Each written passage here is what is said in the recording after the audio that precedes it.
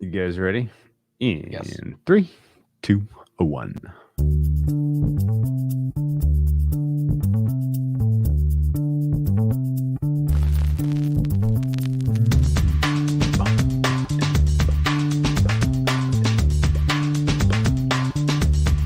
Welcome to the acclaimed podcast, The Deep Dive, featuring your esteemed hosts, Andy Monitor and Drew Dinzik, powered by BetSperts.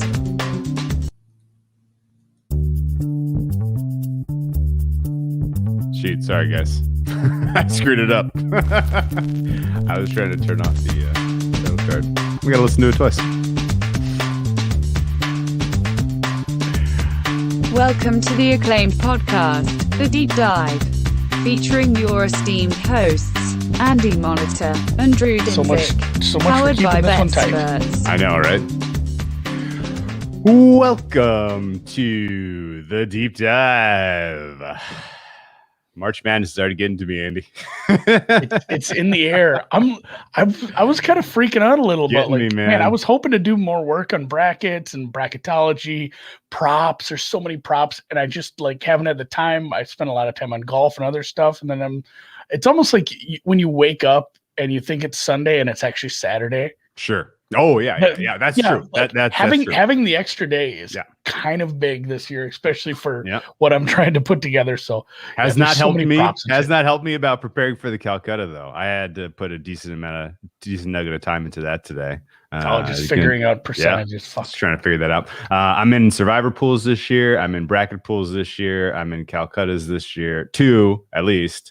And then obviously we're going to be betting some game by game. So after a year with no tournament, I am balls deep in college basketball all of a sudden. All the way Yeah. to Yeah. So let's welcome our guest. You build out a network on Twitter, right? Like you find people who have like interests and common interests, and you talk about what's going on in the space, and you find certain people are like especially keen on information. You got some information, guys, and it's fun. We meet Tim, our guest today, Tim Holder. We meet Tim. You bring him into our orbit, and he's beating me to the punch on all the good information. And I'm like, I used to be the information guy. Well, now Tim is the information guy, and he's done an incredible job of curating a lot of the important information for the NCAA bracket in terms of what matters. And, for those reasons, especially because I am behind on my preparation in a lot of ways, I'd like to hear what Tim has to say, because he's been boots on the ground, kind of putting in the work to understand, how the fabric of this bracket is shaping up. So without further ado, for the first time, friend of the pod, welcome to the Deep Dive, Mr. Tim Holder. Thank you, fellas. Feel like I know you guys for years now, but listen to all the pods and appreciate you having me on. Look forward to talking through some hoops. Well, we appreciate your support. Yes. Of course, got to rep the hoodie. So, I am very jealous. I have not got my hoodie yet. We had a couple back ordered, and they, of course, were pushing, the people who signed up for WinBet to get the hoodies first and put me to the back of the line, even though I did sign up, because we're putting the customers first on that one. So eventually I will get mine once Under Armour comes through. But I do have my BetSperts one. I still have.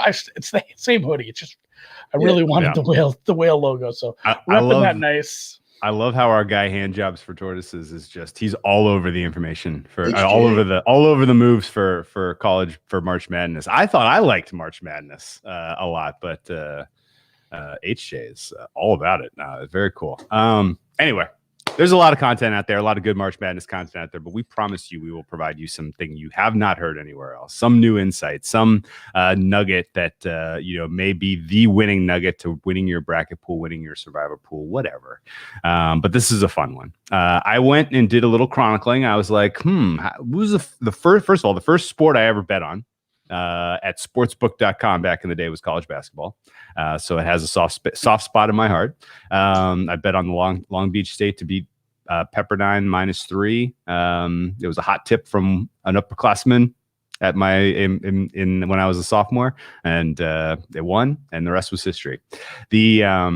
But the first tournament I bet on was 2001. So if there had been a tournament last year, this would be the 20th tournament. Oh my that I God, have you're bet old. on. You're so old. That is yes, yeah, oh yeah. And I was like, well, am I too old for this? No. So no, but I'm very excited about this year's tournament as always, and to have it back after a 2-year gap is just awesome. So, what was Andy? What you're obviously you're mid-major Andy. You're Andy Palm. Like you obviously care. You've carried the weight of the podcast in terms of providing the free winners in the basketball space for this whole winter so far. So thank you for that. What are your views on the season and your excitement level for this tournament? It's been a challenging season. I didn't win as much as I was used to, and that was disappointing, but at the same time, it was still a lot of fun. And I just enjoy the process. I enjoy, you enjoy the ups, especially. I had a really nice streak in the middle. Honestly, like, when you have a really bad beat and you can't sleep, yeah, or like you're bothered. Oh, like people who bet Pelicans last night probably didn't go. Yeah. Oh my God. having a long winning streak almost does the same thing where you're just like, it's like, something great just happened. Like you just had a kid or got married. It's like, it's so stupid to say that. We're so messed up in the head, guys. But like I remember being on like a nice winning streak and just like laying there kind of smiling, like I'm going to have an extra drink tonight. I'm going to stay up and watch, like, so it was a fun season. An extra drink. Yeah. Right. Andy's into the gummies. Yeah. Because you need an excuse to have an extra. Very challenging though with all the COVID stuff. I mean, just like we're seeing with G-Tech right now, what we saw with Kansas, what we've seen all season, there's been teams like Iona had maybe that's some of the things like we're going to talk about Oregon. We're going to talk about another couple teams that maybe we didn't see how well they played because they had some weird breaks or they were injured. A lot of it was COVID stuff, but like Iona is a perfect example. They had 4 separate COVID breaks. They had, their coach got it. He's no young man anymore, and we really weren't sure how good they were. Yeah, then they ripped through the MAAC tournament. Yeah. And there's going to be teams like that where it's like, oh man, this team's really good. Why didn't we know about this? Like, well, shit, they had a lot of breaks, or they had a lot of breaks. When Oregon, it was breaks plus injury and things like that. So it's gonna be a tricky time of year as usual. But it's like non-conference season. We're back in non-con. All these teams playing each other.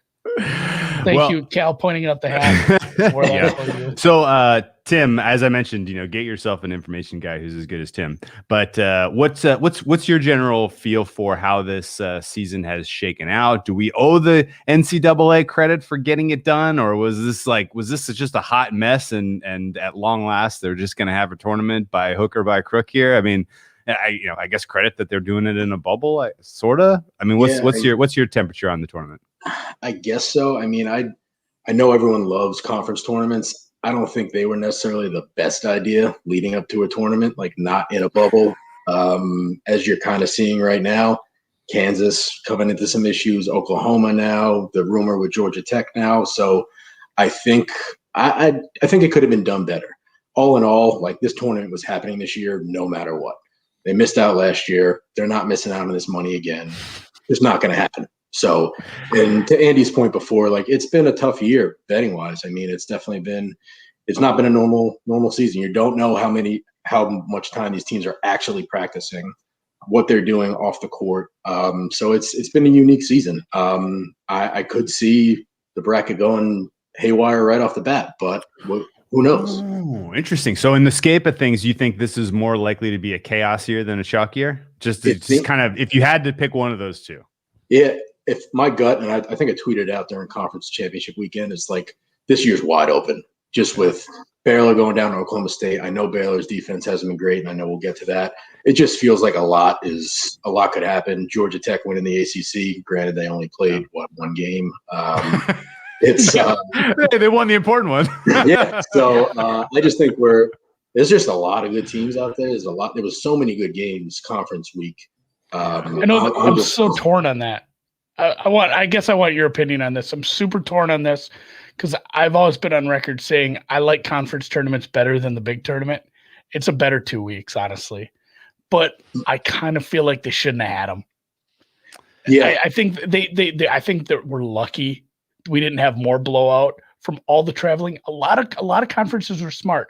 I saw a lot of conferences pare back the fields. We're not having 14 teams. We'll go best 8. We're not doing any traveling for, the first few games are at the high seed. We're all going to be at a neutral, in a bubble, in a more controlled environment. We saw some teams get smart, but at the same time, I'm a little worried that maybe we shouldn't have had conference tournaments, which sucks to say because I loved them. I had a lot of fun, but I think we're lucky we made it through it as unscathed as we did, just with some of the stuff happening and the proximity from, Selection Sunday. And I mean, between Saturday and Sunday, there were like 18 or 19 championship games. Like there was teams still playing on the weekend and heading, 6-7 days from another game in the big tournament. So I'm glad we're getting it too. But Tim, help me figure something out. So the odds market, I agree with your sentiment. This feels more wide open than ever just because of the potential of anyone getting popped at any given moment. But the odds market would tell you this is more well defined than ever. In fact, the who's whom's picked on ESPN, like the percentage of people who are picking Gonzaga is absolutely outrageous. Is that correct? Like, are the Zags, should they be that much more favored? Because, in the same sense, well, yeah, they could get a COVID pop and they could be out of this. Sure. I mean, that's maybe there's a very small percentage chance that happens. But the likelihood that they're going to have to do it themselves, that they're going to have to beat the hard teams because any of them could all, have issues is real too. I guess which way does this push pull? Does this make Gonzaga more or less likely to actually win? It's funny because right before this, I did a Calcutta before this, and I was talking to a buddy that I was doing it with, 2 buddies, and we were like, well, how much are we going to put in on Gonzaga here? Because let's be honest, and we'll get to it when we talk to the region, but like, who's beating them in that bracket? But the point came up, like, what if they get popped for COVID? Do you want 75% of your bankroll on a Calcutta going on a team that gets COVID? Probably not. Because unfortunately, that's an outlier that we've got to account for. So like me, I'm a huge Gonzaga guy because I'm on them 10-1 from November. So I am just riding that out. But I pray I think Mark Few has them locked away somewhere where they're just practicing and that's it, not doing anything else. It's going to be interesting to see what happens, especially if like the referees, what happened the other night with I forgot about that already. Tested positive. They went out to dinner. Like, what are we doing, guys? Like, there's a lot of vectors. Yeah, stay in the bubble. Yeah, well, that is, as a fellow 10-1 Gonzaga holder, as my only few. You guys not telling me about this? I tweeted it. I tweeted in November. They were like 8. They were like 8 at a lot of places. I found a 10. I'm like, I should just bet this. So, as a fellow holder, I am encouraged by what Few's been doing with the before the conference tournament. Even they went off campus to a hotel and stayed way away from campus. Said we're not going to get popped right before the conference tournament. We only got to go down there and play 2 games. Let's stay safe. So hopefully that it sounds like it's an experienced team.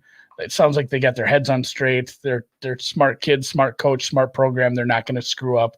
Hopefully, God, I would be so mad if like they just win by 20 in every game and get to like the semis and get popped for something silly. Okay, and it's going to happen. Somebody's going to come out of this tournament. I guarantee you see a replacement. I 100% agree with you too. So as the guy who doesn't have a Gonzaga future at 10-1, let me try to shake your guys' confidence a little bit, and you tell me how real or bullshit this is from a narrative standpoint. Okay. I'm not going to make the argument that anyone in the West can beat them, and we'll get to the West in more detail in a bit. But this team, I guess, if they had like lost a game to, I don't care, Santa Clara, I don't care. If they just had one letdown down the stretch, I would have been like, bang, Zags title town. Here we go. Let's go. Like they're going to do it. In reality now, though, they have this hanging over their head, the idea that they are chasing immortality with the first undefeated season since 1976. Now, there is not a big snowball of people talking about this yet. In fact, it's weird that you haven't heard a lot of this yet, in my opinion, but we're going to get there. And when we're going to get there, it's going to get louder and louder Of Sweet 16, it's going to be louder. Final Four, it's going to be really loud. And like you said, Andy, like, yeah, maybe that was a good experience going into a hotel for the WAC conference and like kind of getting like the mini bubble life. This is what this is going to be like, guys. Get used to it. But it's going to be different when your only people you're interacting with are the media, and the only questions they're asking you are about going undefeated. And then on top of that, like, can you get the monkey off your back? Zags have never won a title. Are you guys the team that can do it? I mean, like the amount of pressure that is going to be on these student athletes come Final Four weekend is going to be massive. And in the back of my head, I'm a little buyer beware that they're going to be able to accomplish this. I want them to. I would love to see it. It would be a great story. It would be a feel-good story. And maybe that's why they got such an easy draw. But in the back of my head, I still am concerned that come Final Four weekend, the competition gets a little harder. You've been asked a billion times about going undefeated. Are we unbeatable? Are we invincible? What happens if we go down a bunch? Like, does the choke factor? Who's the leader that's taking the shots when you're down 10 to Michigan or whoever in the Final Four? Like, it wasn't supposed to be like this. We weren't supposed to lose this game. Like, there's a panic that sets in sometimes. We saw with the Patriots trying to go undefeated. I know those are professional athletes, and maybe that's not a perfect comp, but like, honestly, I would think college athletes would be even more susceptible to this. Am I just creating total bullshit here, or is this in the back of your head as a Zags holder, Tim? I don't think it's bullshit. I think I would have much rather see them lose that game against BYU in the conference tournament. I think we all had them bet live in that game, but regardless, the world. Yes, correct. Anybody with access to live betting. Everyone bet them live. Everyone bet them second half. But yeah, I would have much rather had them not be undefeated. I would always prefer that, just because the pressure has to be so much, and it's also on Mark Few. Like, yeah, you've been here so many times, haven't been able to get it done for whatever reason, but now it's, to your point, they're literally all the players. It's just media. You're not going to be with other people. Like, it's just going to be practice. You're with your teammates talking to media, and then it's got to start to build at least, right? Like, you can't go out off some steam. Like, you're in your hotel room. Sure. So personally, I agree with your sentiment. I would much rather them have lost a game. So it's definitely in the back of my mind, but to your point about their draw, it's pretty favorable. Okay. So this could break both ways. Like, you could have upsets in all three other regions. They could coast to the Final Four, and then they might get it. It may not even be a matter of pressure matters. Or you get a team like BYU that shot lights out against them in the first half of that game in the conference tournament, and they do that's a full game. That's sure as hell of a recipe to beat them. So. And that maybe even just getting that scare was good, because even in look at the Iowa game. I'm trying to think of some of the other. It's funny, like, a lot of those games didn't even turn into be very good games. They beat the brakes off Virginia early in the year. They Virginia, went up on Kansas, Iowa. and Iowa. They handled them. The Virginia game. Easily. That's the other one I was thinking of. Like, West Virginia was a little closer, I guess, but yeah, Kansas, they put a shitload up on them. Iowa, the final score doesn't even reflect how much they were winning that game by. I mean, and then really even like in conference, they beat by BYU pretty handily both times. Like the Virginia game, I'm trying to think if they had any real tough game. They played Auburn early in the year. I know some of the real marquee matchups that they had got canceled, and that sucked. But I mean, maybe it did help to get down. Yeah, maybe it helped to get down versus BYU, face a little bit of, because honestly, in the conference schedule, when you're playing San Diego and Pacific and stuff like that, you're not facing that adversity. So it was nice to see them absolutely, blow up in the second half, take it back. I think they covered the damn game, which it was close. It was real close to actually covering, which was, if you had BYU, that would have felt awful. But the undefeated season, I actually like it. Okay. It's a big F. It's a big FU because I placed one future, and it's a big FU. Like, I placed one future, and that team didn't lose all year. Oh my god. Yeah. No, it is what it is. Like, it's tough. They have a smart enough coach and smart enough kids. They're sitting down and they have to say, like, you're going to get asked this a million times. Just be numb to it. It doesn't matter if we were 15-15 or 30-0. We still have the same 6 games to win. It doesn't matter. It doesn't change the game plan that we're undefeated. So hopefully they just get past it because I want them to win badly. I got 3 questions for Tim about Gonzaga, and then we can move on. It looks to me like their Achilles heel is 3-point defense.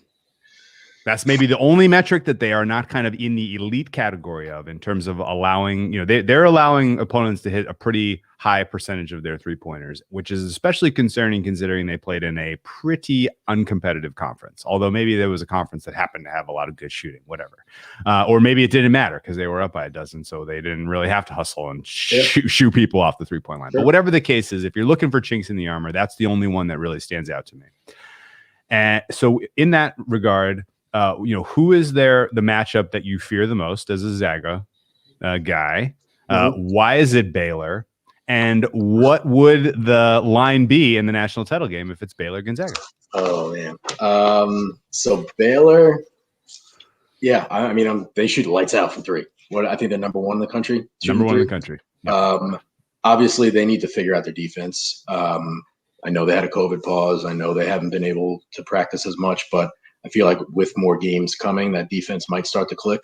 Hopefully it does for them, or the 6 games left, so it's got to start to click or not. Yeah, right. If it doesn't click in game 2, it's probably over for them. Yeah, probably. They scare me. They beat the piss out of Iowa already. Like, they don't really scare me. Michigan wouldn't scare me against them. I think Bama could give them a test. Bama is super good at defending the 3-point line. I think 10th in the country. If Bama can get out of the East, and I know we'll get to it, that's a team that could hang with them. But a line on a Zaga Baylor game, you guys probably have numbers more than I do, but I'd say Gonzaga -2, Gonzaga -3. I don't think it's going to be anything bigger than that. I don't think you'll see Baylor favored at all. Unless Baylor goes haywire and wins by 30 every game and Gonzaga plays some close games, maybe that changes. I think they would have to be an injury to one of the 3 main guys, I think, for Gonzaga to be a dog to Baylor. I'd probably make it like 3.5. So, which that implies a good game. That's a 1-possession game. That if that's what we get for a title game, then like I just bitched about, we didn't get that game earlier in the season. I'd love it to be like Mount St. Mary's in the Final Four and some garbage team in the finals, honestly, for future. But from a viewer standpoint, like, I would love to see Baylor Gonzaga final. I think that would be electric. And their 3-point shooting defense, I wonder if there's something weird there, just based on like, you're constantly up by a bunch. Your starters are rotating out. You're up by 40 against, like BYU shoots good from 3 points. They were constantly down by them. They're taking a lot of threes. So I don't know. Again, it's a percentage, not volume. So, but you want to should we look at the West? Well, I guess before getting into the West specifically, are there other aspects of this tournament that make it unique that you think factor into the handicap? The fact that these guys are all living in Indiana for 3 weeks, is that going to wear? There's less travel, right? Like, that used to be an angle you could count on. Like, oh yeah, well, this team has to go west. Like, that sucks. Like, they're playing in. They send Wichita to Kansas's home floor or whatever. That like stuff like that. Like, there was always a little bit of a handicapping angle that you could, you could tease out of stuff. But this year in Indiana, I guess, does this favor the Big Ten? Like, the Big Ten title game was just played here, right? Are they going to be more familiar with the arena? I don't know. I guess so, just because I know there was like a small trend in the Big Ten, like some of those games were going under in the dome, and obviously like in the dome, games seem to just go under in general. So maybe they're more comfortable shooting there and they'll have an edge. I don't know how big you can quantify that to.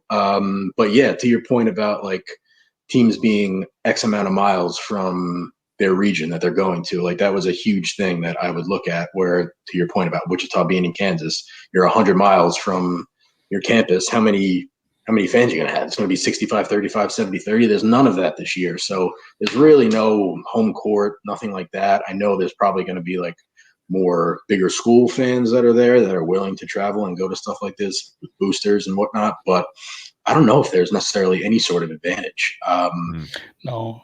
And it's not like it's all at at the Lucas Oil Stadium. They're playing at Hinkle. They're playing in Bloomington. What is it? Assembly Hall. They're playing in West Lafayette. They're playing like 4 different places in Indianapolis. I'm trying to think of all the schools. It's like IUPUI and Indy whatever the Butler. Is Butler Indianapolis? That sounds about right. Yeah, it's 4 different arenas in Indianapolis, and then the one in Bloomington and the one in Lafayette. So they're going to mix them around. I wonder if there's going to be a little bit of an angle to that. Some people made some cases for that in one of the conference tournaments where they played in 2 different gyms, and one was a really nice gym and one was a shithole high school gym. Sure. And I think we'll probably have some people talking about that. We'll keep an eye on it because they will be moving from gym to gym here eventually. But yeah. It doesn't hurt to be in the Midwest, but at the same time, Gonzaga finished their conference tournament a long time ago. They've had time to acclimate. I think there's a little bit of a disadvantage from a team that played a Saturday or Sunday conference championship and had to, didn't have enough time to properly move in and get everything set up here. I mean, you still have like 5 days, so maybe that's not even a thing. Okay. I saw a couple teams on Selection Sunday where I think they were watching from the airport and waiting to get on flights. Oh, wow, yeah. Really? Yeah. I feel like I forget which team. Yeah, they were in like the Sky Miles lounge. Yeah, exactly. Wow. All right, well, let's get into the bracket a little bit, and then after that, I want to give you guys I made up some bets because I was looking for some bets and couldn't find them, so I just made up the lines, and I want to gauge your guys' opinion. But let's talk about the West, and we'll start with, I guess, maybe we can make this quick. They put Iowa, a team that Gonzaga handled easily, as the number 2 seed. They put Kansas and Virginia as the 3 and 4, 2 teams that are actively dealing with COVID issues, and also teams that Gonzaga handled easily. And then when you kind of look between the lines at some of the other teams that smaller schools, maybe the surprise good teams, the potential Cinderellas, I don't see any of them. Creighton's fallen apart at the seams. USC in the Pac-12 were overrated, in my opinion. Oregon, Pac-12, overrated, in my opinion. VCU, boy, did they look brutally bad in their last time out. Oklahoma dealing with the COVID issue. Missouri, overseeded as a 9. I mean, this is one of the weakest regions that I've ever seen a team given as sort of gift wrapped here. Is there anything I'm missing in this, Tim? I think you hit it all on the nail on the head. Yeah. If you just start in the top bracket, the top of the bracket, I just pencil Gonzaga into the Sweet 16. What are we doing?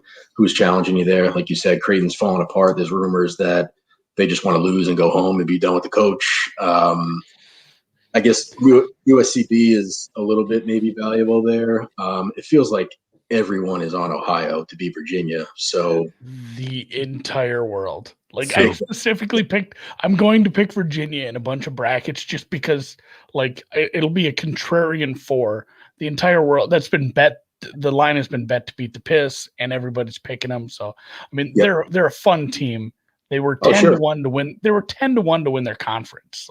They're not making a run here. And I guess luckily we're recording this in case I'm dead wrong. We can go back and find it. Yeah, that's a great point. Don't see it. Well, let me ask you, because I was pitching this to our good friend Lockie Lockerson, who's just been all over the place covering this. Great follow in general, but has been doing a ton of media for March Madness. You should check it out. It does feel like Virginia is being undervalued in the market. I get why. Of course, you don't want to not have practice and come into a tournament game. That's horrible. But they're still the defending champs. They still have a good coach. They still have a very solid scheme.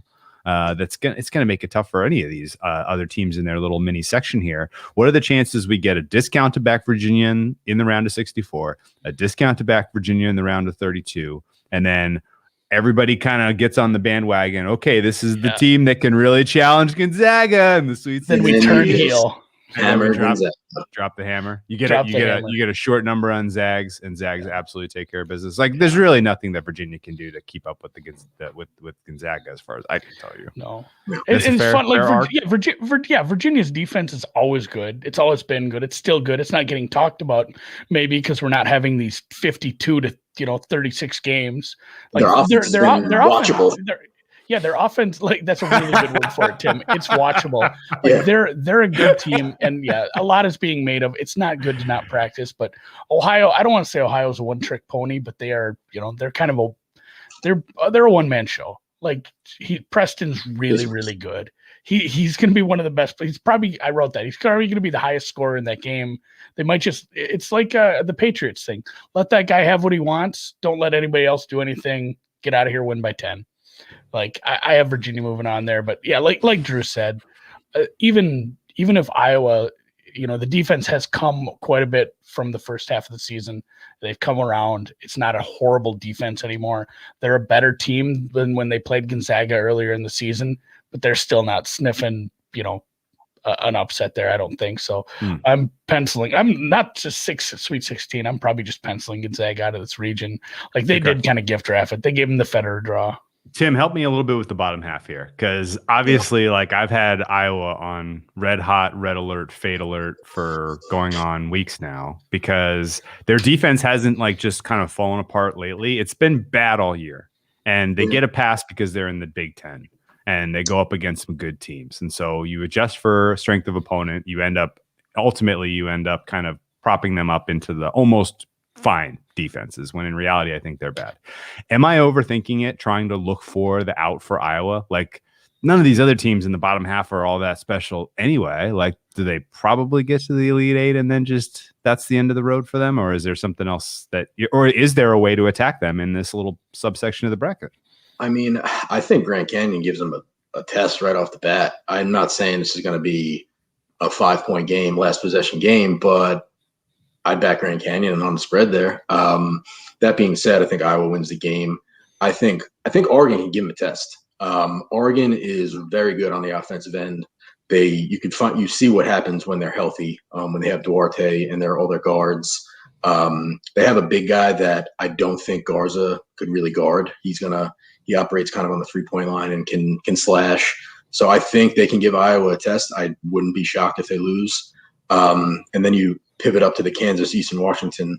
Who knows what's happening there with Kansas and COVID. USC, to your point before about the Pac-12. Pac-12 has been super weak this year.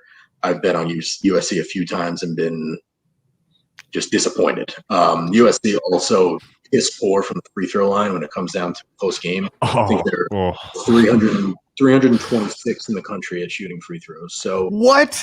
Yeah. Oh my God. Well, luckily they're in a strange gym. That should help. 64% from the line, never something you want to write home about. That being said, like, would it surprise me if Iowa gets the Elite Eight and then just gets the shit absolutely kicked out of them by Gonzaga? No. But I don't think you can have Iowa come out of this bracket at all. So okay, so it's like a cross off if you're doing a Calcutta. You're like, yeah, somebody else. Let that be somebody else's problem. Exactly. So, they're going to be overpaid for. What about Kansas? Is Kansas going to be underpaid for?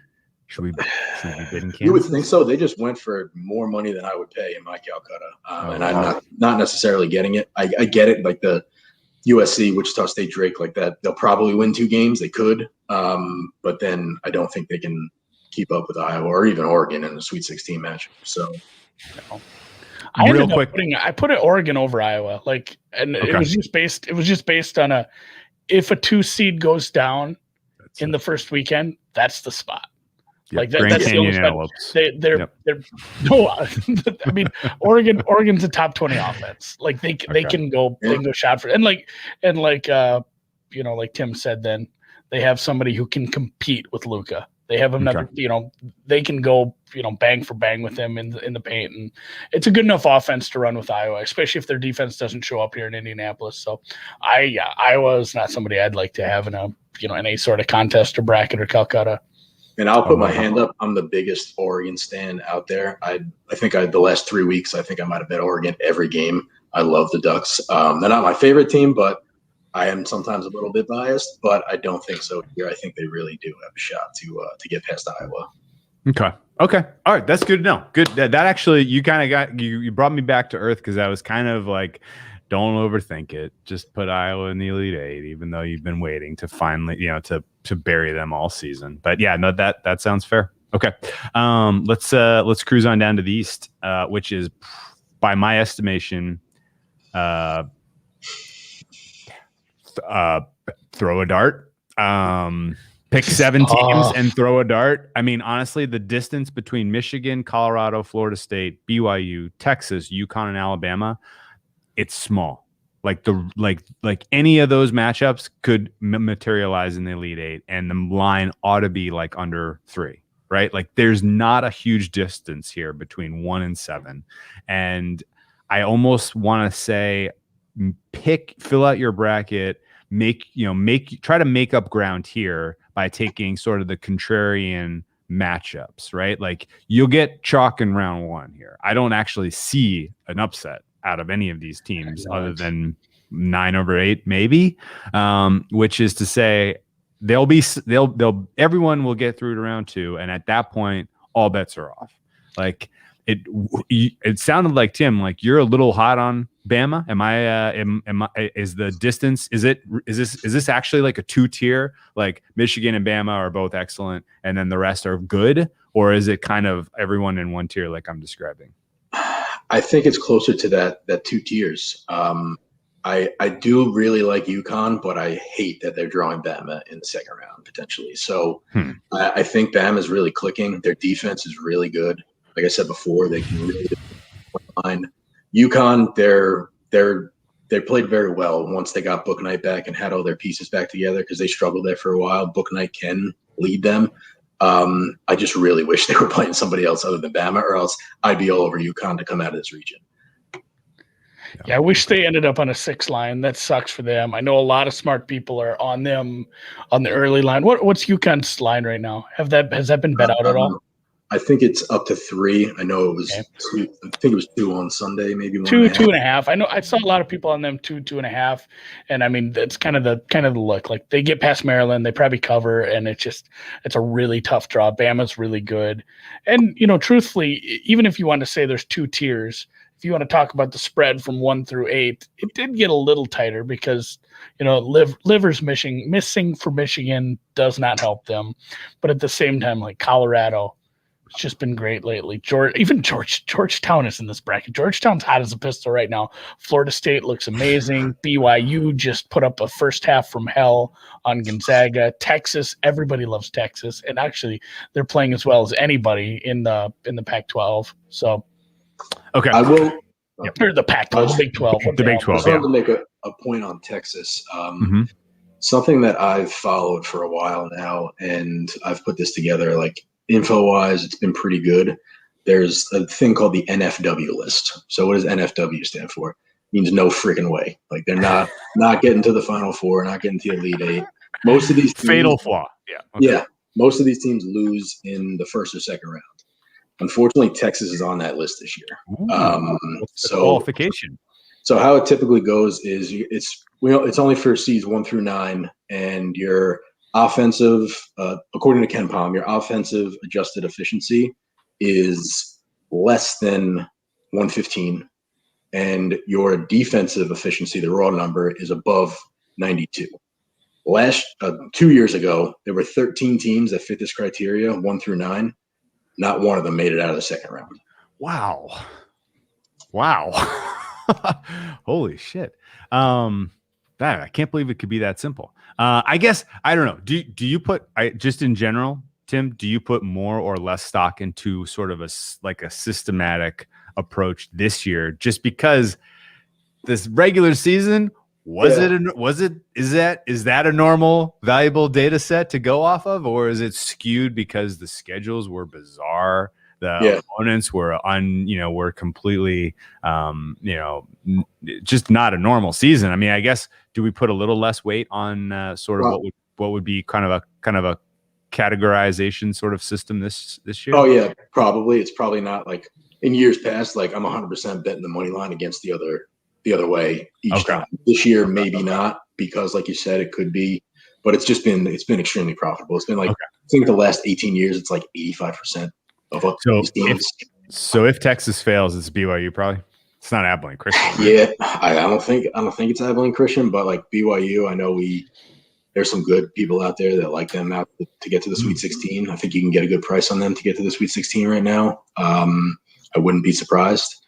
And then if they get out to the Sweet 16, I think Bam can really just beat the brakes off them. They can cruise. Okay. So one of the reasons that I think, and we're not talking at all about Michigan, and it's not because not just because they don't have livers. Like, I can't even tell you that he's that impactful of a player. They have a good team. They have a good coach. They're a 1 seed fairly. Like, this is not a mistake. But here's where I have an issue, and I'm just going to broad brush 4 teams in the Big Ten in one swoop. Illinois, Michigan, Iowa, Ohio State are all cumulatively in the top 10, clearly, when you break down their metrics. But they all have the same problem, which is they cannot create turnovers on defense. Like, if you're in a one and done setting and you're going up against a team that's having a hot shooting night, and oh, by the way, none of these teams are especially good defending the 3-point line. If you are conceding threes, and if you're down double digits in an upset scenario, like, I really want you to, number 1, be able to create turnovers, and number 2, hit your threes. Like, that's sort of the recipe for avoiding an upset, in my opinion, when you're a high seed like this. And I really couldn't believe this. Maybe it's just the style of play of the Big Ten that has begot this, but Illinois, 316th in turnover defense. Michigan, 335th. That's like, are they even 335 teams? They're somehow 300. There are. I do have a counterpoint to this. Because, Iowa, I mean, you're right. There is something to this. Ohio State, 336th. So there are more than 35 teams. So yes, I guess 57, I believe. Am I making too much of this? Because, I mean, oh, by the way, Abilene Christian, number 1 in creating turnovers. How about that? You are not making too much of it, but there is, like, they play, they just all play each other, and they all do take care of the ball pretty well as well. So, I mean, just them, not everybody had as big of a conference season as the Big Ten, and they all did play each other. All the best teams played each other a bunch of times. So, I mean, and they all did take care of the ball very well as a rule in general. So, I mean, I think part of that could be baked into it, but I mean, it's certainly not, it's not confidence building when you see that huge, well, just go to like the KenPom page, you see that fat effing red number, like 330 something. Well, that's not great. Like, your turnover percentage is like 16%. That's not great. But I do think there is something to be said for teams just taking care of the ball in the Big Ten. And I mean, just also when you play Wisconsin, I mean, you're only getting like 30 possessions to try to turn them over anyway. This is tempo free, man. They're still this has been normalized for possessions. So I know, but your point is fair. I mean, and maybe everybody's kind of in a relatively tight gap in the Big Ten, so there wasn't. But there certainly were a lot of games where teams were down by a bunch, and you would have thought, well, maybe they'll make a comeback, and nope. It was sort of one-way traffic for all of these teams. I felt like there wasn't a lot of games that I can only think of maybe 1 or 2 that I saw kind of on my radar, because I didn't watch a lot of college basketball, but only 1 or 2 Big Ten games that really had like kind of a back and forth sort of flow to them. Almost all of them that I remember seeing were pretty much one-way traffic. So that scares me a little bit about getting involved in any of these Big Ten teams, because I'll also say, and you can flip what I said on its head too. You can say, well, those teams have good turnover percentage because they face teams that don't turn them over. Yeah, it's a two-way street. So it's tough to say. Snake eating his tail kind of thing. Okay, so what about some of the middle meat here? If I'm going to use the East as my kind of contrarian corner, I'm gonna scratch Michigan. I'm gonna scratch Bama. I'm gonna scratch Texas. I want to try to find some team in that 4 to 7 range that has the most value. I gravitate towards UConn because they haven't been completely healthy until now. And I feel like if they were, they'd be like a 4 seed, not a 7. So I feel like effectively they're underseeded. I guess, can you make a stronger case for Colorado, Florida State, based on path? What is your general temperature on the rest of these guys, Tim? Yeah, I gravitate towards UConn. Just like you said, they've gotten healthy. They play well. I think they can get past Bama if you're taking Bama out of the equation. I also lean towards Florida State a little bit just because they're athletic, man. They do have some games where they'll sleepwalk through. I think they sleptwalked through a Notre Dame game 2 weeks ago. So that scares me a little bit, but I don't see Greensboro giving them much of a test. And maybe you get a Georgetown upside of Colorado, and Florida State, then all of a sudden you're in the Sweet 16. So my dart would be Florida State or UConn there. Okay. God, I love Florida State as well there. It's just it's like looking at this, you say, oh, like that sucks. UConn got a bad draw. Like Florida State still has to get through probably Colorado and Michigan. Nobody has an easy draw. This is one of these, yeah, we do this all the time with tennis tournaments. Like, oh man, there's, you look at one of these little 250s after a big tournament. It's like everybody who's seated here is like right in the same range. Like it's such a tight range of play. Like this is going to be like Drew said it multiple times. And he's absolutely right. This is probably where you win your bracket by picking this, this region right, because it is so tightly packed, and there's going to be a lot of differentiating here from, right off the bat when people are going to fade some of these teams. Like there's going to be people that are going to take, some funny upsets here because they think this is again, they're probably right. This is the region to make the hay in bracket leagues. And yeah, I'm puzzled. I'm going to dig more into this in the morning. But like I started to fill this one out when I was starting on my East region article tonight. And I, like you said, I clicked through the first round. Like I just picked all the higher seeds. Like, I went one. And I'm like, nope, I didn't. I picked St. Bonaventure. Like essentially, I picked 1 through 7 in St. Bonnie's. I went wild with a 9 upsetting an 8. And then again, I looked at them like, I'm like, shit, man. I'm like, outside of like a Colorado upset, maybe BYU over Texas, it might end up just being semi-chalky, and you got to nail the second weekend to get this one right. Okay, so how about so hang with me. Florida State and Colorado round 2. Colorado's not Jordan Case brings this up, but I was going to bring it up, and it's a great point. Colorado likely a little overrated because of the altitude effect in their home games. Florida State cruises through to the Sweet 16. They take on Michigan. I dig it. Brutal matchup for Michigan, in my opinion. Florida State, more athletic, runs them up and down the field, puts up a lead on them. Michigan can't claw back into it. Florida State moves on to the Elite 8. At that point, they're probably feeling pretty good about themselves. We just took out the 1 seed. A little bit of, patting themselves in the back, a little bit of, we're going to the Final Four. We just beat the 1 seed. Sneaky UConn, who takes out Alabama in this round 2, and draws BYU in the Sweet 16, takes care of business, catches Florida State sleeping, punches their ticket to the Final Four. Maybe I'm dreaming, and maybe this isn't even that contrarian of a pick, but I saw something like less than 1% of brackets had UConn in the Final Four coming out of the East. So I feel like that's going to be my way to differentiate here. And UConn losing to Maryland round 1, entirely possible. I do not dispute this. Yeah. But I hope you're right on UConn. At some point, like a couple weeks ago, I grabbed them 65-1 to win. Nice. So, they have the profile, right? Like they got a good offense. They got a good defense, according to Ken Pom. I would not be shocked if they get through Bama and then BYU, Texas, and like you said, maybe. I'm you know what kind of struck me, and somebody, our good friend Brinks, just posted this in one of the chats I pulled up. As I often do when Drew's just talking, I'll start reading Twitter. But he said, you wonder with Georgia, they're saying Georgia Tech has a positive case now. So they might get replaced. Yeah. Well, not only they might get replaced, but like, who did they just play? Oh, Florida State. Oh, Florida State. Great point. Like they did. Yeah, I can't take credit for that. Mamba brought that up. Mamba Brinks, our guy, but like that has me thinking, holy shit. And again, we'll know a lot more about that before they start the tournament. But what if it's Louisville in the 4th spot? Well, Louisville, they would throw Louisville in the Georgia Tech hole. Florida State, yeah. It depends who pulls out first, I guess. Yeah. That's what she said. I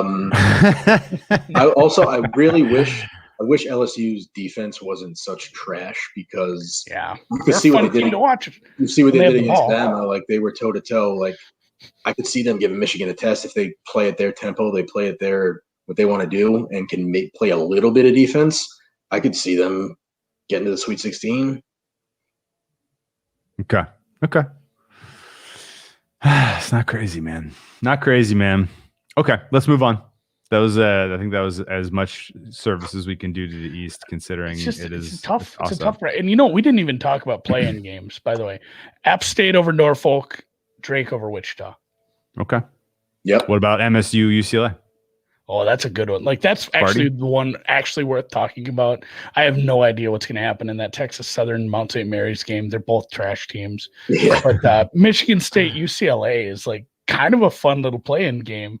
And I do wish, you know, that it was a normal year, because Christ, what a marquee matchup for like a play-in game where you might actually get fans traveling for a play-in game. I don't have a strong take on that one yet, but it's weird seeing, you know, obviously the big talking point, Kentucky and Duke not here, but seeing some storied programs like that in an 11 seed play-in game, pretty wild.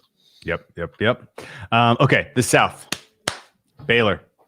And a bunch of chaos is the way I see this playing out. I can see upsets by Winthrop. I can see upsets by North Texas. I don't think Colgate can get it done against Arkansas, but who the hell knows? They've only played 15 freaking games this year. That's kind of weird. Fresh. They've only played 5 teams. Yeah, right. The bottom half of the South is just a hot mess, honestly. I think Ohio State is vulnerable. Florida is vulnerable. Arkansas is vulnerable. Texas Tech is probably the one I would feel the most like, well, at least they got a solid coach. So I don't really have a strong feeling of who comes out of the South, but I don't think they're going to be very good. I can even see Virginia Tech come out of the South, to be honest with you. But the top of the South, it looks to me at least like if Baylor can get by that second round matchup against probably North Carolina, that the rest of the South opens up wide open for them. They can, you know, and maybe I'm making this up to just kind of pad my Baylor case for a national title here.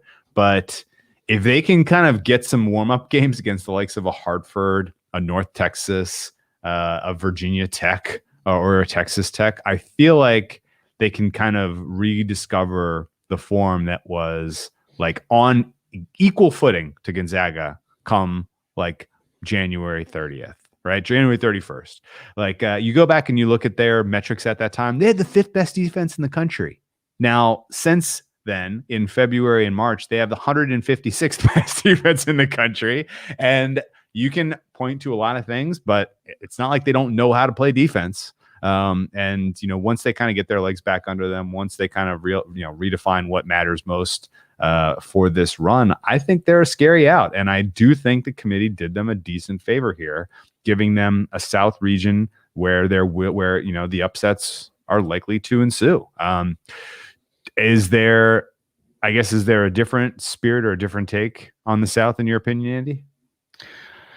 I actually have Wisconsin winning. I like Wisconsin that first game, but like it could be one of those weird things where, you know, brackets are supposed to get tougher as you go, whereas you can have a really tough game against North Carolina or Wisconsin and then end up having that and facing the winner of Winthrop, North Texas, which would be, you know, these sort of things happen where it's like, oh, you're a 4-point favorite in this game and a 10-point favorite in the next one because of, multiple upsets. That's what you love to see if you're a high seed here getting to, and nothing against Winthrop and North Texas. Obviously we both think that, we all think they have decent chances at upsets, but that's a much easier path than, some of these paths open up for some of these top seeds. And yeah, the bottom is a little weird. A lot of people picking Oral Roberts. That was just an opening line I picked off early at like 18 or wherever it was. Like that, they're a good enough team to hang.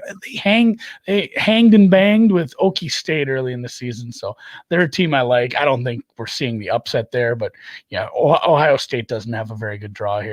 And there's a lot of tough teams. A lot of people love Arkansas. I'm one of them. I think that Arkansas Texas Tech game is going to be really good. And yeah, like Arkansas, Texas Tech, VTech, or Florida, like any of those teams I could see coming out of the bottom rather than Ohio State. And yeah, I don't want to just keep getting chalky on this, but if Baylor can regain some of that early season form on defense, and they had a COVID pause, which doesn't help, but Christ, they're good. And some of these teams, like you think about that Nova team that won, like some of these teams that just like, oh shit, they're gonna hit every three they take. Like, what are we gonna do? We were just down by 2, now we're down by 15. Especially like imagine it's Wisconsin at their plotting pace. They find themselves on the wrong side of, like 4 out of 5 made threes in a row and they're down by 12 like that. Like, you're not coming back from that against a team like this. So Baylor, if they want to shoot the three like they can and their defense comes around at all, it's probably their region to win. Yeah. Okay. Theirs to lose, rather. There's I got you.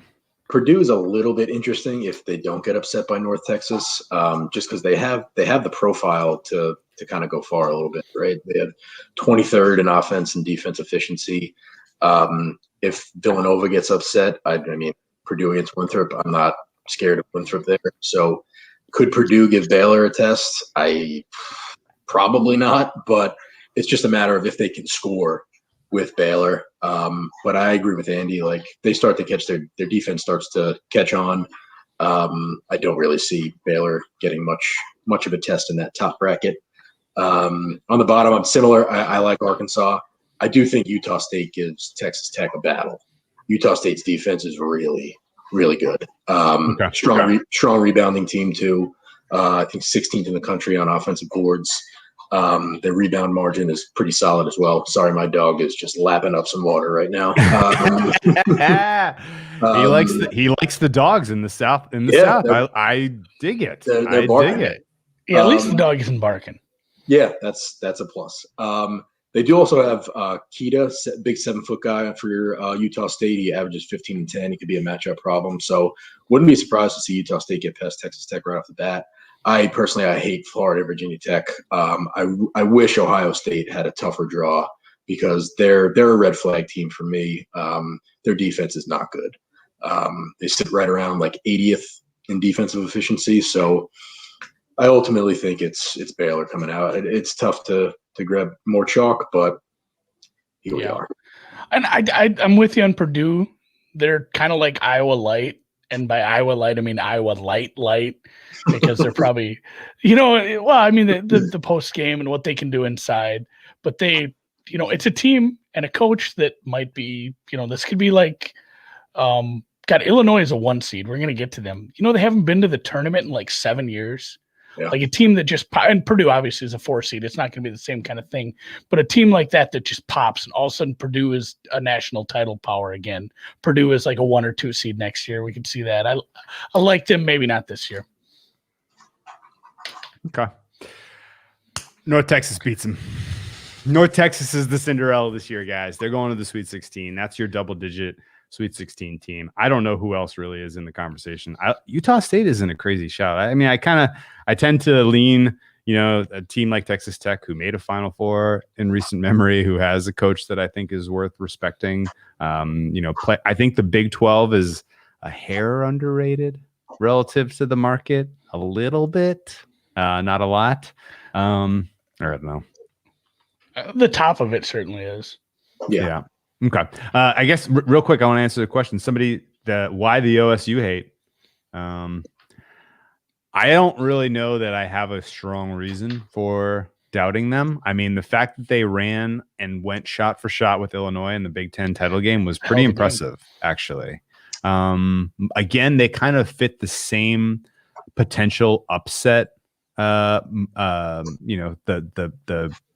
The characteristics that I look for in is this a high seed that could get upset? They check a lot of those boxes, which is why I'm a little scared off of them. But in the same breath, if they make it to the Elite Eight, if they take on Baylor, I won't be super surprised. I just think Baylor is an extremely tough out. Baylor, number 1 3-point shooting team in the country, excellent rebounding team, super safe, super aggressive on defense, and again. In the same breath that if you're not good at turning the ball over and hitting your 3-point shots, I'm not interested in being on you as a big favorite. Well, if you are good at creating turnovers and you can hit the 3, then I'm not worried about you being upset. And that's exactly the Baylor DNA. Yeah. That's it. That's it. They're antithetical to that. That's and I will say and maybe OSU is getting a little bit drugged down. They lost 5 out of their last 8 games, technically, if you want to count the overtime lost in the tournament. But 4 out of those were like top 5 teams. I mean, you lost to Illinois twice, you lost to Iowa, you lost to Michigan. Really, the only bad one was Michigan State. And that was an away game. That was and really, it's kind of a, you can say what you want, sandwich spots aren't real or not, but I mean, that was a game they had to play in between the Michigan and Iowa game, between those 2 Sunday games on a Thursday. So I give them a little bit of a break, but rough way to end the year. They're still a very good team, and nobody would surprise me coming out of that bottom half there. Yeah, and they got a good draw. So I mean, there's not really a scary team down there other than Arkansas that they eventually run into, maybe. So yeah, okay, all right. Well, let's move on down to the Midwest and region of death. The grind. This is just Maybe this is like Saw 6 here.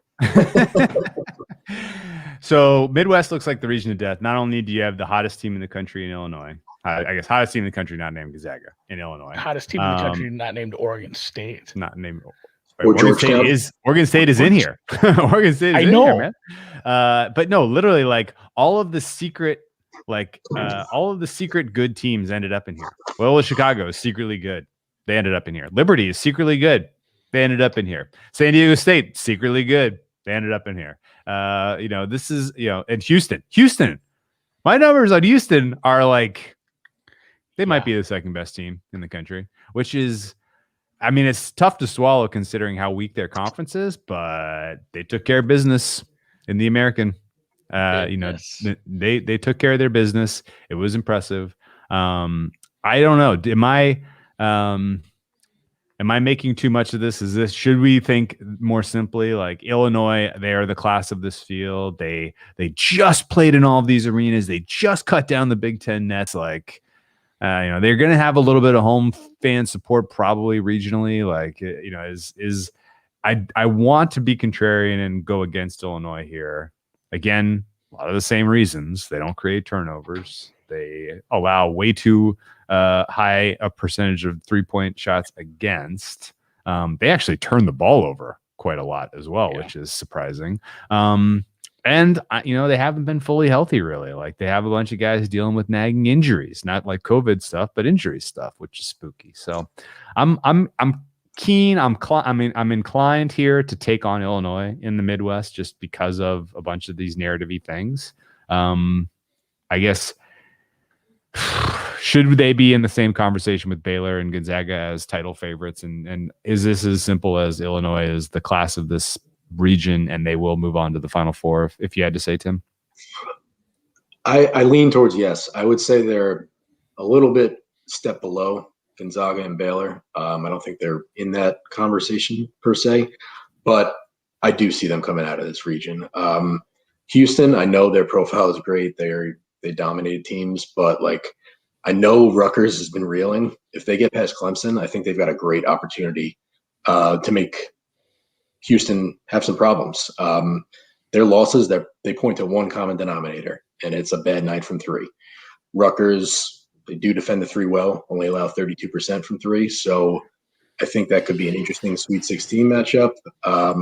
If you see that, if Houston loses early, this is turned on its head on the bottom. Then I think you've got San Diego State can make a run, West Virginia possibly, and you get in one of those tough defensive teams against Illinois. Wouldn't be shocked. Okay. Andy, what's your – it's so tough with these mid-major. Like, and they're like, the AAC, the A10, like those high – the Mountain West sometimes, like those high-end mid-major schools, when you have a team like rip through it, like you think, and it sucks that we didn't get to see some of this come out to fruition the other year with Dayton, with San Diego State. Like, those are the questions, even if it F's me on betting and brackets and everything, I love to see those questions answered one way or the other, because people argue all year on Twitter, is San Diego State even good? They are. No, I mean last year, but Dayton, is Dayton even good? And then we didn't even get to see some of it play out, which sucked. So, interesting questions to be answered there with Houston.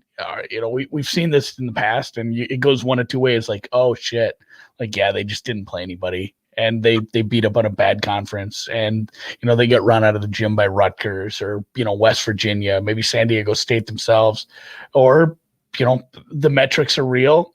You can only play who you can play. We go back. I use this example 100 times when we looked at the Packers early in the season last year. It's like, is Rodgers back? Are they good? Or is it because they played like the Vikings and the Lions and somebody else? Sometimes you can only play so well.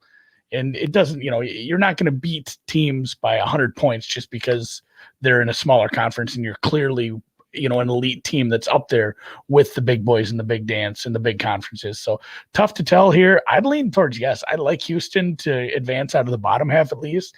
I think it might just be Houston, Illinois in the final with a bunch of messiness in the middle. Like a shitload of messiness. Like you said, I think Rutgers beats Clemson.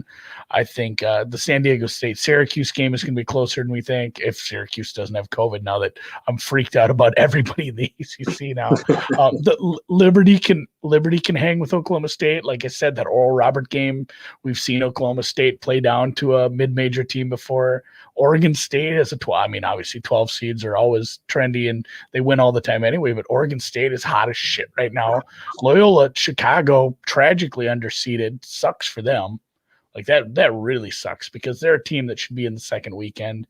They're a team that should be, maybe even getting further than that. And they got to go right up against in-state. I don't want to call it in-state rival, but in-state, friend school, Illinois right away.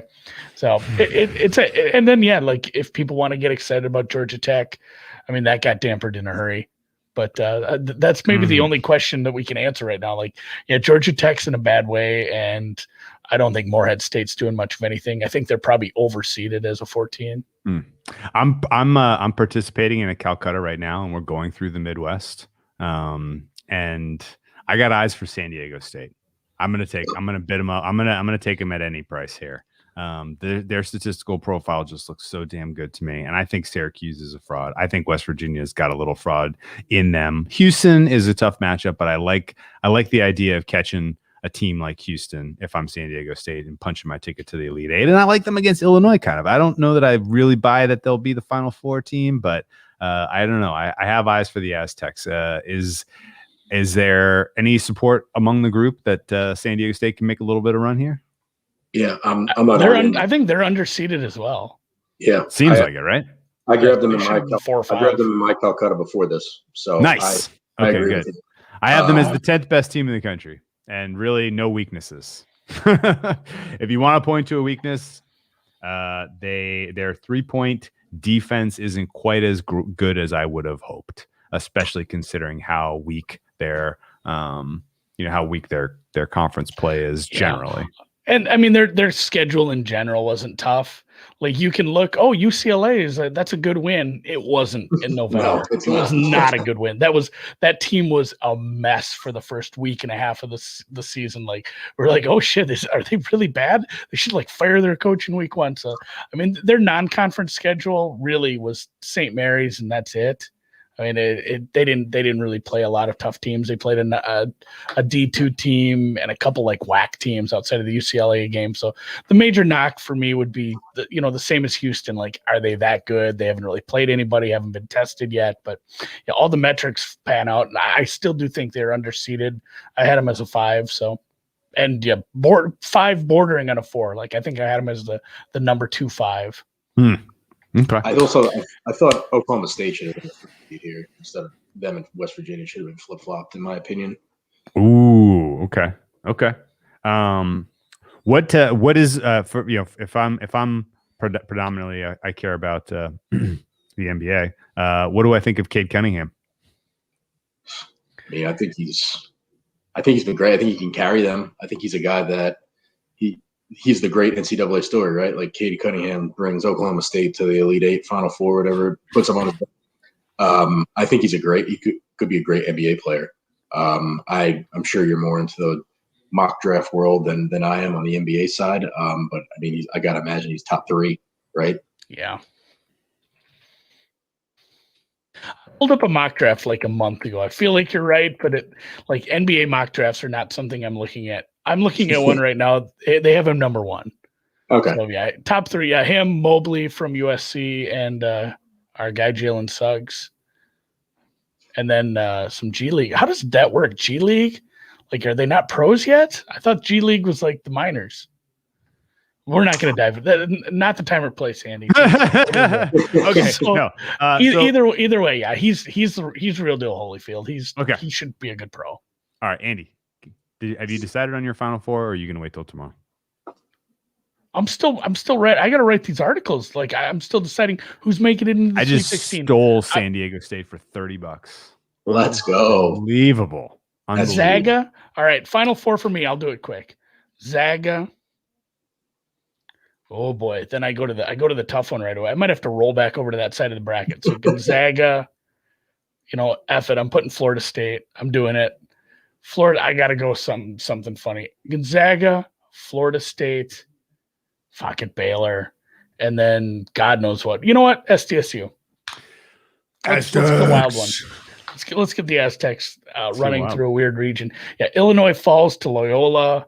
It ends up being like a Loyola like Tennessee or Loyola Oregon State, regional quarterfinal, and it turns into. There's always one bracket that's just like a mess like that. This will be the buster, even though everybody thinks that the East is going to be where the hay is made. This is going to be the one that f's everybody up.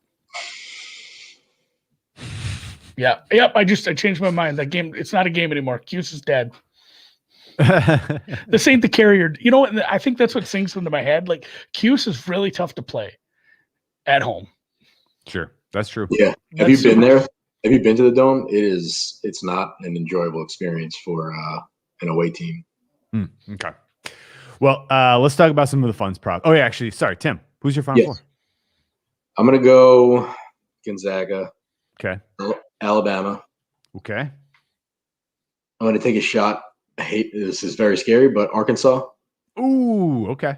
And Illinois. All righty. Who's your national championship? Zags over Illini? Yeah, my heart says Gonzaga over Illinois, but my gut might say Illinois gives them a real tough test. Ooh, that'd be a great one though. God damn, that'd be a good final too. Man, that'd be good. I think no matter what, we're getting a good final. Yeah, we're gonna have a good final. That's all I need. Yeah. Oh, I'm on record. I like Baylor over Gonzaga in the final. I think UConn comes out of the East. I'll stick with the coin flip for me between San Diego State and Houston. I'll take Houston since Sandy just took San Diego State, and so I got Baylor over Houston, Zags over UConn, and Baylor. Say 78-75 over Gonzaga in the final. Love it. I would say that game went under if that's the final. Yeah. that total's gonna be like 168. Ooh, okay. Well, I'll have to. I don't know. What do you make the total, Tim? I mean, I guess we'll see if Baylor's defense is playing better. Maybe it does stay in the 50s. Nerves are going to be high, man. Nerves are going to be high. They're going to be a lot of missed shots. That first half under is going to be golden. Oh, yeah. Under 83 first half. First half under. I like it. All right, let's talk about a couple fun props. I made these up. I wanted to find them. Maybe they will eventually line these. What? You want to talk about real ones? I mean, there's some real ones. It's fine. It's fine. Like, I can't bet them. Team to advance. There's some fun team to advance furthest that are kind of equal. Alabama, Ohio State is a fun one. Alabama, Iowa is about evenly lined. One? What's the dirty one? Oh yeah. Oral Roberts. Oral Roberts and Moorhead. Who goes Moorhead? Yes, that's right. That was filthy by Bet Online. That was good. Gross, guys. No, but like I was say, like I'm gonna line Big 10 wins minus 3.5 over Big 12 wins in the tournament. Andy, did I make a fair line? You need more. I need more time than that on this. Okay. I guess. I got a sense that Big Ten's probably getting like 7 or 8 first round wins, and then you're probably looking at Illinois gets. That's probably high. I'd probably take the Big 12 there and the points.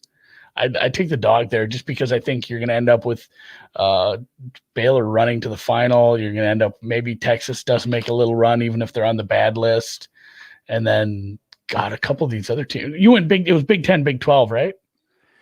It was Big 10, Big 12. Yeah. I think Big 12 is a little underrated. I think Big 10 is a little overrated, if I had to kind of put my finger on the pulse there. Yeah, especially if Iowa gets knocked out early, take them out of the equation. Here's the tickler. Michigan State's in a play-in game. They get a bonus game there. Ooh, a little bit of intrigue, but yeah, I'm just looking now. Like Oklahoma State's there. Oklahoma. Yeah, I'd still probably take the dog there. Give me the 3.5, just because I can see some of these teams going down early. Okay. And just like Illinois and Illinois and Michigan have to make up the difference. Okay, I dig that. Okay, how about this one's for you, Tim?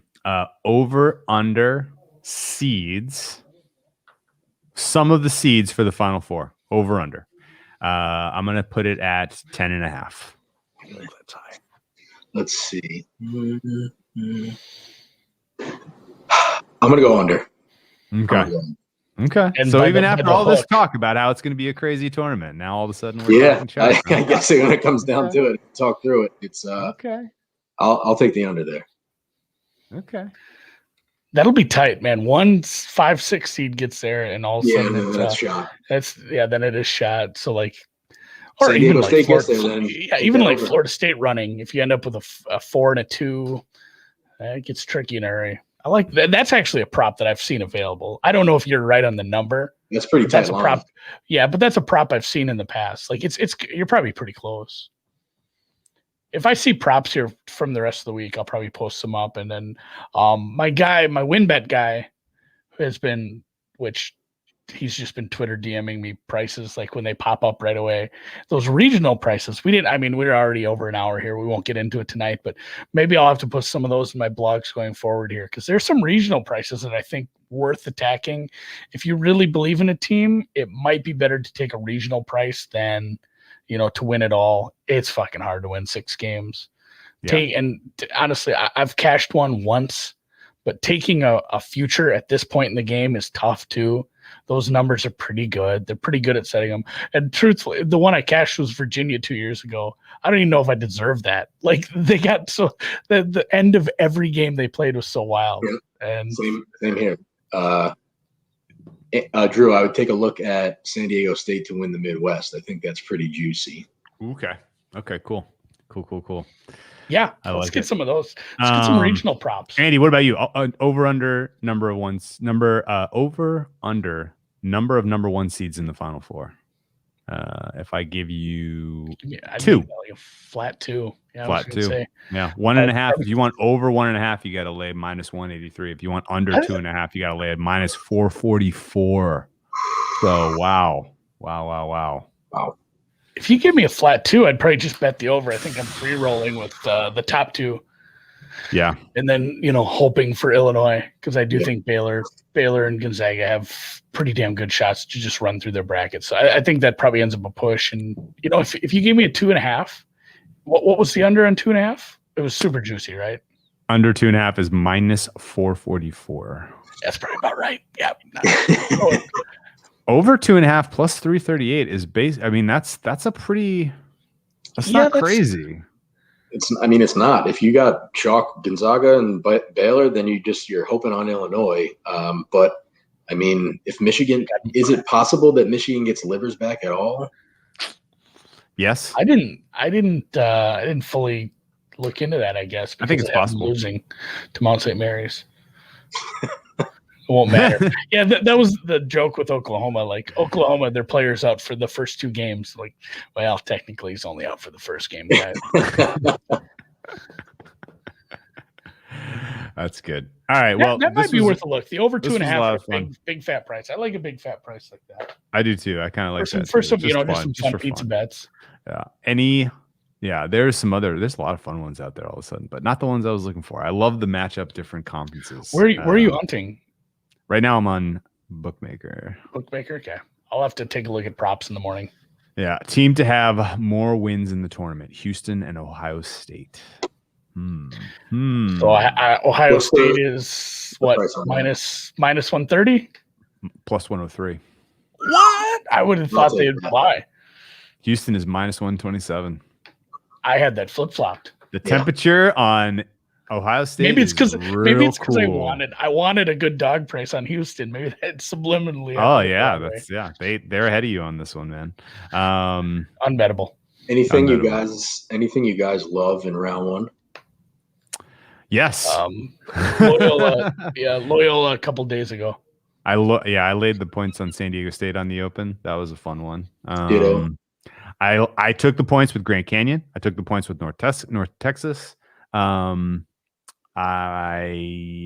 am forgetting about the other bets I liked. I'm pulling mine up, and I'm gonna have to scroll through. I think ultimately on the close, you bet Virginia. Yep. There's no way that's a fair line. We said that about Virginia, Kansas, and Nova. Like these teams that people are down on, you can bet them at the close and probably get what's likely a good number because and everybody's piling on some of these underdogs. Like eventually it's going to swing the other way and you can get a good number. But I did place a few right on the Open. I didn't really post them because I don't think they were up at a lot of places, and I should look what these are now. Actually, if you have the lines up, Drew, what is the Winthrop Villanova over? I have 139.5. 143. Oh, buddy. And then Oral Roberts 17.5. I think that's been bet down maybe a point. That is 16 now. And then UConn -2. Yep. Yeah, that's a good one, man. Good job. And then obviously Loyola thanks to insider sources. But not a lot yet. I'm going to dig into it. I'm not afraid betting closing lines in this. I think they have a hard time setting these lines, and there's still some meat on the bone once we get to the weekend. I like it, man. Do you subscribe to the Fade the Public narrative for the NCAA tournament? Is this a real thing? Only in brackets?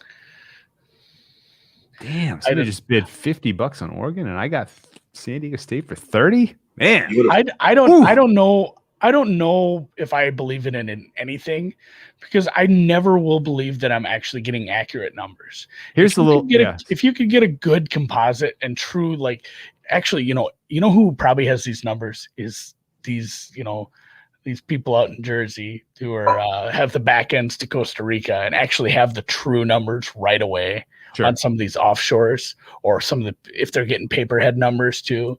Like that. But when you read something on Twitter and they post like, hey, here's what the public's betting, like the fact that you have that information makes it worthless. Somebody just posted it, like everybody has that information and it's probably not even that accurate. Like they're talking about reverse line movement on one of these games today on Twitter.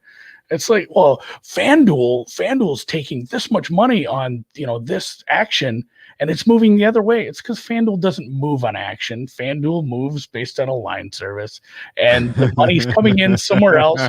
The important money's coming in somewhere else and it's moving on numbers. Thank you for describing this. Yeah, they're moving on air. So don't like instantly think, oh my God, all the money's coming in on this team and it's moving away from them. I should bet them. Like, honestly, you might because the money's coming in at the wrong spots. It's not coming in, at FanDuel. That's not why they're moving their number the other way. They're moving the other number the other way because they're just following along.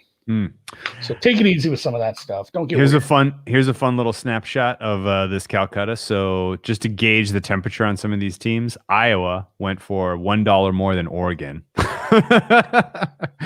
Iowa went for $6 more than Virginia. So yeah, the temperature is quite cool on Iowa. No one really taking a bite out of that apple. Interestingly. Interesting. Yeah. Yeah, man. Calcuttas are fun. Do yourself a Calcutta. If you don't know what I'm talking about, it's basically an auction. We're auctioning teams, and you get paid out depend on how far they make it. You don't have. It's not like they have to win to get paid on these. So, ton of fun. All right, with that, let's wrap this up. This was a ton of fun. Thank you, Tim, for your time. Where can people find you on the Twitter sphere? Yeah, go to thold42 on Twitter. Feel free to follow me. I'll be tweeting throughout all March. You get a lot of Knicks spam on Twitter too from me. I'm a big Knicks guy, so if you don't want to follow me for that, feel free to mute me. Love it. But I appreciate you guys having me. Listen to your podcasts all the time, and this was great. This is fun. Excellent. We appreciate you coming on, and keep up the good work out there, tracking down all the good info. And, the sheet. Absolutely, yeah. I mean, it sucks. Like we're past the point of where you're selling it anymore, but look for it next year. I mean, we tweeted out about it. Tim puts together, along with some other people, puts a pretty good tournament preview guide with a bunch of information and kind of just some I don't want to say off the wall angles, but like I'd say under the radar angles that you can take a look at. There are some off the wall angles in there, especially the type of basketball. So definitely off the wall. I read that this afternoon. Yeah, I think it's the ball teams that play with a Wilson ball. If they're playing each other, take the over. That was a fun one. I have never heard or seen that anywhere. No, that's like I read that one. That's a that good one secret, blew my mind man. a little. Yeah, we got a guy. We have guys everywhere. So that's a good one, man. All right. Well, best of luck in the tournament, and I appreciate your time. And I'm gonna play the outro music. Thank you, guys. Thanks, fellas. March Madness, baby. Can't believe it's actually here.